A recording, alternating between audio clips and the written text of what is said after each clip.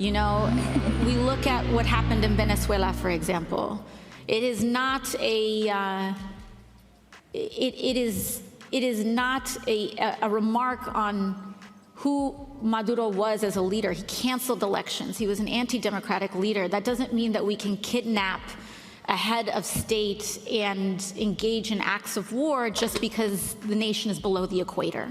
First of all, it's not below the equator, first of all right? Second of all, the entire population of Venezuela, including those Venezuelans who are in America, are celebrating it. And not only that, but most of South America were celebrating it. So, you know, this whole idea of, oh, it was kidnapping what we did to Maduro. Okay, if it was kidnapping, then why did Biden put a $25 million bounty on his head if the plan wasn't eventually to capture him, right?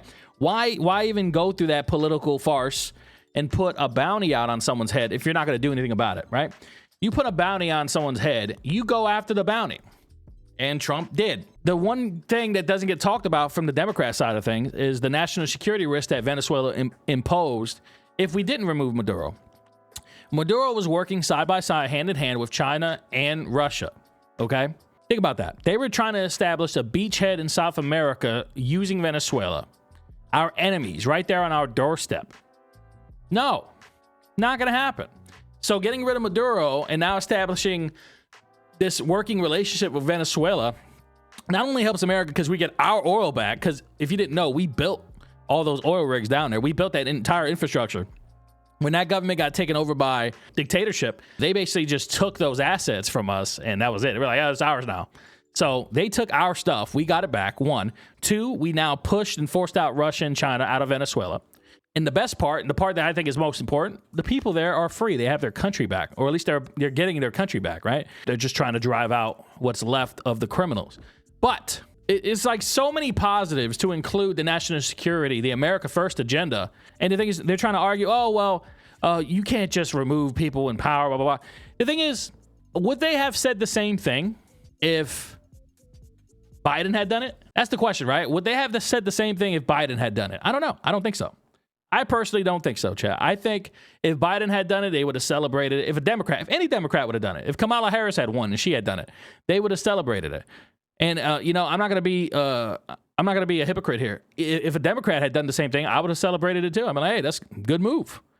Good move. Barack Obama is now going back to opposing illegal immigration. Oh yeah, Chad. So this is interesting. So Democrats have changed their tone. Hillary Clinton, Obama, I think AOC even mentioned it at this summit that they had in Europe. In some other interviews, they've all of a sudden they're like, yeah, you know, illegal immigration should have never gotten out of control. You know what I think they're doing? Someone brought up a good point. So the governor of Virginia, she ran as a moderate, Spanberger. She ran as a moderate. Now she won because she ran as a moderate, and it's obvious she's a radical lefty, right? She's implementing taxes after taxes, ridiculous taxes, by the way. I'm talking about like dog walking taxes. She ran as a moderate. They voted her in, and now she revealed her true agenda. I think that is the new Democrat playbook. They're going to follow her lead and be like, all right, let's run on this moderate position. Let's run on this moderate position. And then when they win state by state, or even in 2028, I think they're going to run on that as well. They're going to be like, oh, okay, we won. Now we're going to institute our radical left agenda. So let's see what Obama has to say here. But what is also true is that we're a nation of laws. We have borders, and we've got to figure out an immigration policy that is orderly and that is fair and is enforced in a sensible way that is compatible with our values, but may not fully capture the degree to which that kid should have the same chances in life as a U.S. citizen kid. But, you know, we've got to accommodate the reality that the majority of the American people think that there's a difference between somebody who's a U.S. citizen and somebody who's not, and that they want an orderly immigration system. So he's admitting that, hey, the American people actually do want an orderly system for immigration. We want illegals deported. Finally being admitted after all this time of like trying to keep these people here and all this stuff, and the hypocrisy of it, because we all know that Obama and his administration built the camps, these unlivable camps that they kept illegals in. He also deported far more than Trump ever did. So again, the hypocrisy of all this, and then now they're flipping the script because the American people are overwhelmingly in support of deporting illegal immigrants. But the thing is, he acknowledges that, okay, the American people have spoken, that they overwhelmingly support what Trump is doing with illegal immigration. Okay, now how about you acknowledge that the American people overwhelmingly support voter ID and proof of citizenship to vote, right? There's this one interview I was watching this weekend which brought up a very good point, chat. Basically, the argument from the Democrats against voter ID is, oh, it violates your constitutional rights because it's a right. You shouldn't have to show your ID to exercise your right to vote. Oh, really? Okay. So that means that I can go buy a gun without an ID, right? That's what they're saying. They're saying it's a constitutional right. So is your right to bear arms. But guess what? We have to show ID, go through a background check in some cases, a mental health check, all these barriers, so to speak, to getting a gun legally. But according to them, it's a violation of our constitutional right. If you require them to have an ID and proof of citizenship, apparently that's a violation of your constitutional right. Well, therefore, by that argument, you're saying we should be able to buy our guns without any barriers as well. So the argument falls apart there. Another argument they had that falls apart is the argument that, oh, well, women won't be able to vote. Divorced women will not be able to vote, apparently, right? Because, what if they didn't change their names? Well, guess what? If you look up what is required in the SAVE Act, if you have 2 or 3 forms of identification that proves you are who you say you are, so a birth certificate, an ID, and a social security number, and let's say one of them, you changed your name because you were married and you haven't changed it back after your divorce. Doesn't matter. You still have the paper that proves you were born the said person, your birth certificate. So you're good. So that argument goes out the window. Schumer calling voter ID Jim Crow 2.0 is disingenuous.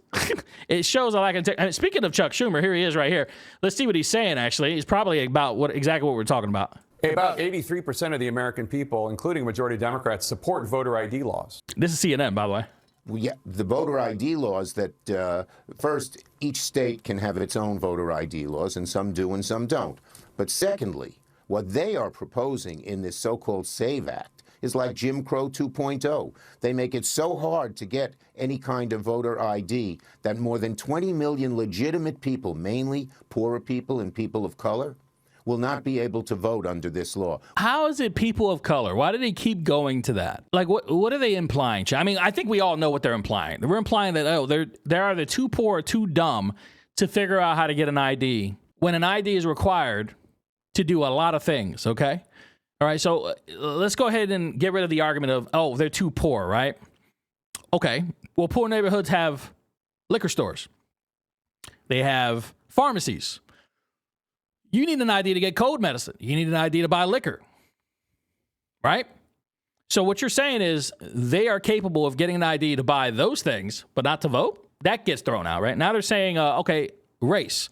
For some reason, minorities just can't do it. Okay, so what are you saying? Are you saying that brown and black people are too dumb to figure out how to get an ID? All their arguments fall short, and I think the majority of, no, it's not even I think anymore. I know the majority of Americans agree with what I'm saying here because I think it's 86% of Americans total, 76% of blacks, 82% of Hispanics, 86% of America as a whole say, yeah, voter ID and proof of citizenship to vote is a necessity. Bro, that's the vast majority. 86% is pretty much almost the whole country, chat. You see what I'm saying here? And they're just ignoring it. They're supposed to represent you, though. And this is the problem. This is why the Democrat Party has become essentially a socialist communist party, because they're not representing the people anymore. All right? When you see a government that becomes socialist or communist, they don't represent the people anymore. They do what they want. They do what they want. They do what's in the best interest of them. And the best interest of the state over the people.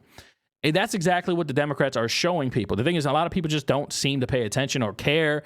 They're blinded by their TDS, their Trump derangement syndrome, or something. But it's all there. They're not even trying to hide it anymore. They just say these ridiculous, absurd arguments that fall short, and some people still eat it up. I guess 14% of America are still eating that up. Somalia, chat. If you didn't know, Somalia just instituted last week voter ID laws. You can't make this up. You're telling me a third world country, Somalia, instituted voter ID laws, proof of citizenship laws before we did. And by the way, a primarily black country. So these guys over here are saying, oh, it's racist to do it. Is it? How is it racist? It's not racist. And there's plenty of black Americans, plenty of Hispanic Americans that are coming out and releasing videos on social media all over the place saying that's ridiculous. In fact, they're actually hurting their party and their voter base even more by saying this, because a lot of Democrats have left the party because of the insult that is, oh, voter ID is racist.